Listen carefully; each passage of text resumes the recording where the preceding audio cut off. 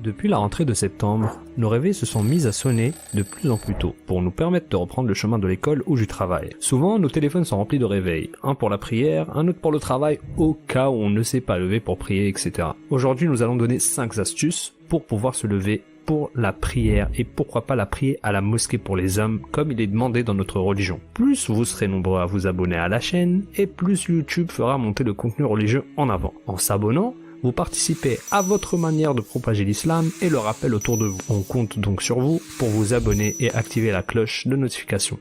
Premièrement, connaître son mérite. Pour être motivé par quelque chose dans sa vie, encore faudrait-il en connaître le mérite. Imaginez-vous que l'on propose à un petit enfant un sac plein de bonbons et un autre plein de billets de 500 €. Vers quel sac se dirigera l'enfant à votre avis? À coup sûr, il va se ruer sur les bonbons et délaisser les billets. Pourquoi? Tout simplement parce qu'il ne connaît pas la valeur de ces derniers. Pour lui, les bonbons, c'est largement mieux que l'argent. Et eh bien, c'est un peu notre cas à nous aussi qui préférons souvent dormir plutôt que de nous réveiller et prier. Le sommeil est doux et confortable. Il est reposant et il est dur, très dur de se lever alors qu'on est bien au chaud. Et pourtant, la prière est bien meilleure que tout ce confort et cette douceur du sommeil, et si on le comprend pas, c'est qu'on est un peu comme cet enfant qui préfère les bonbons aux billets. C'est d'ailleurs pour cela qu'on répète à chaque fois durant l'adhan du matin « As-salatu khayrun minan nawm », ce qui veut dire que la prière est meilleure que le sommeil. Comme s'il était nécessaire de le rappeler à tout le monde à chaque adhan du subh. Oui, la prière a beaucoup plus de mérite que le sommeil. Deuxièmement, connaître sa récompense. On ne peut connaître le mérite de cette prière bénie et importante du matin sans en connaître la récompense auprès d'Allah. Ceux qui se lèvent et font l'effort de prier disposent de récompenses énormes auprès d'Allah. Troisièmement, se coucher avec l'intention de se lever. Quand tu te couches, mets la forte intention de te lever pour prier. Parle avec Allah au fond de toi-même. Quand tu fermes les yeux, demande-lui sincèrement du plus profond de toi de t'aider à te lever pour cette prière. Quatrièmement, avant de dormir.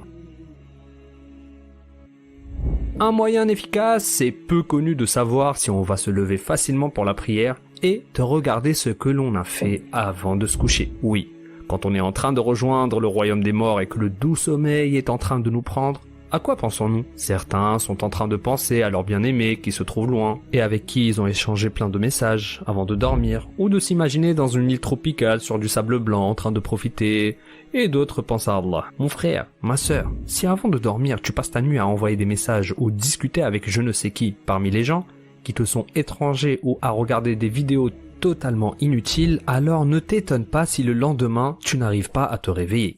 En effet, quand tu t'endors, tu plonges dans le royaume des morts et ton âme sort de ton corps. Au réveil, elle revient à toi et elle revient souvent sur l'état dans lequel elle est partie. Donc, si tu veux te lever en adorant Allah, c'est simple. Endors-toi en adorant Allah et en pensant à lui. Fais toutes les invocations à faire avant de dormir. Lis le Coran et effectue tout ce qui est recommandé de faire. Avant de dormir, il existe beaucoup de choses à dire et à faire en se couchant. Cinquièmement, craindre de la manquer. Le musulman se doit toujours de vivre sa religion entre la crainte et l'espoir. La crainte, c'est la crainte qu'Allah le punisse pour ses péchés et ses manquements, alors que l'espoir, c'est qu'un jour, Allah lui pardonnera et le récompensera pour ses efforts.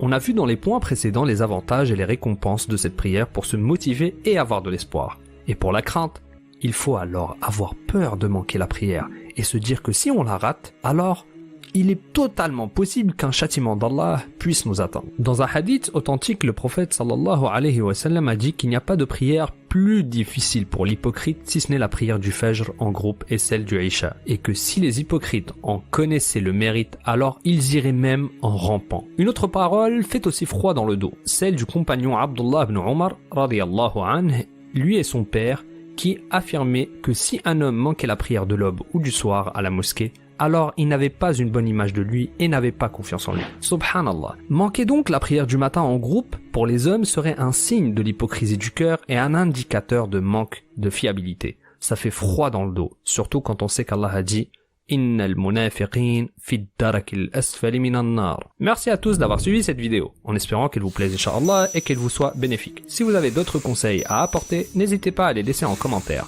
N'hésitez pas aussi à partager cette vidéo autour de vous et pourquoi pas à la regarder à nouveau de temps en temps quand vous sentirez que vous avez de nouveau besoin de motivation. Et salam alaikum wa rahmatullahi wa barakatuh.